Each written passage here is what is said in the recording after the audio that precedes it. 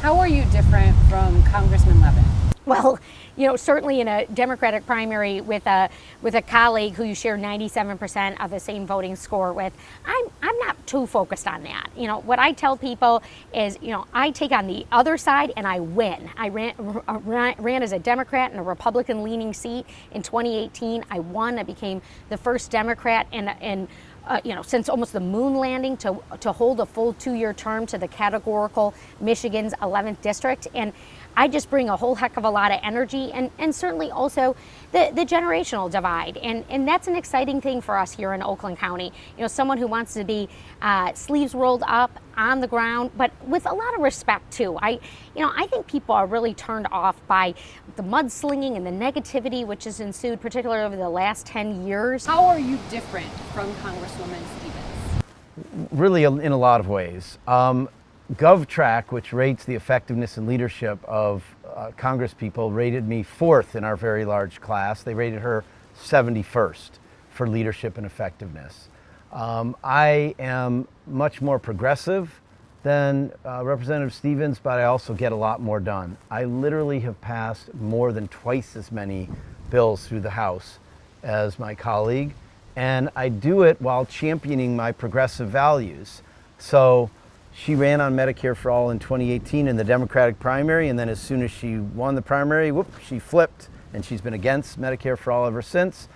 I'm just a flat-out champion for healthcare as a human right for everybody. I am very frustrated by the price pressures coming down on everyday Michiganders, particularly at the grocery store, at the gas pump, or with daycare costs. And this is why, since I got to Congress, I've been pushing to relieve those price pressures, particularly for the cost of prescription drugs. I led the House floor debate on lowering the cost of prescription drugs legislation in my first term in Congress. We are getting closer and closer to getting that done. What does that mean? Making Medicare the negotiator so that you're not paying 2, 3, 4, sometimes 5 times as much for your prescription drugs as our friends over in Canada are doing. So we can bring relief in that regard.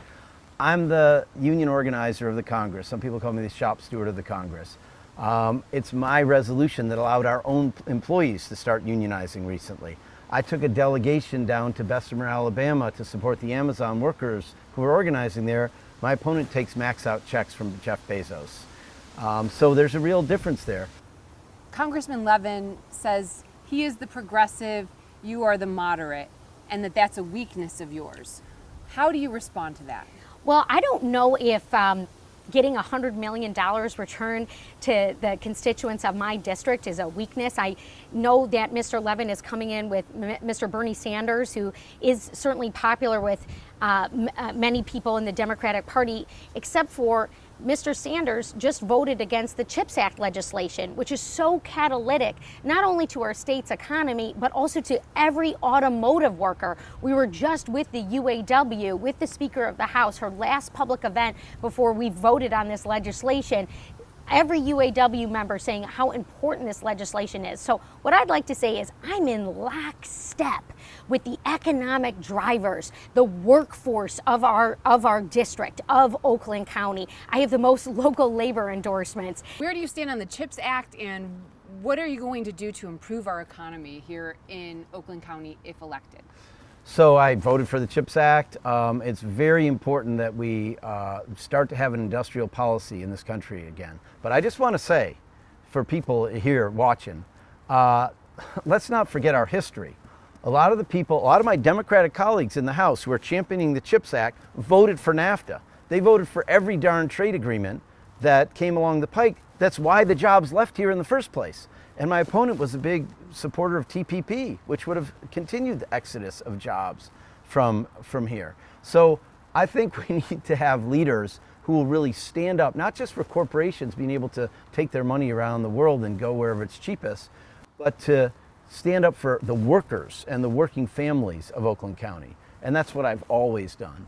What I'm trying to be a part of is connecting with people who feel left behind, who no longer trust government, who no longer believe that this system can work for them. We just had a terrible ruling come down from the Supreme Court, stripping away women's reproductive rights. The level of danger that that's going to impose on women who are, certainly trying to seek their own bodily autonomy. Very strongly that President Biden should forgive $50,000 of student loan debt. That's a women's issue and a racial justice issue. 60% of student loan debt is held by women. I still sit on the Education and Labor Committee, taking on the Betsy DeVos agenda, trying to siphon dollars out of our public schools and away from our students into failing for-profit institutions. So I am not afraid to champion our liberal values, and I'm going to continue to do that. Bring the change that you think we need. I mean, are you satisfied with where this country is at? Are you satisfied with where we're at on gun violence? Because I'm the person who wrote the Protect Children Through Safe Gun Ownership Act.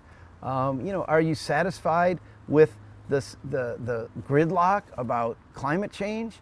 Because I'm the person who's written legislation and driven legislation with not only Senator Warren, but Senator Sherrod Brown, with AOC.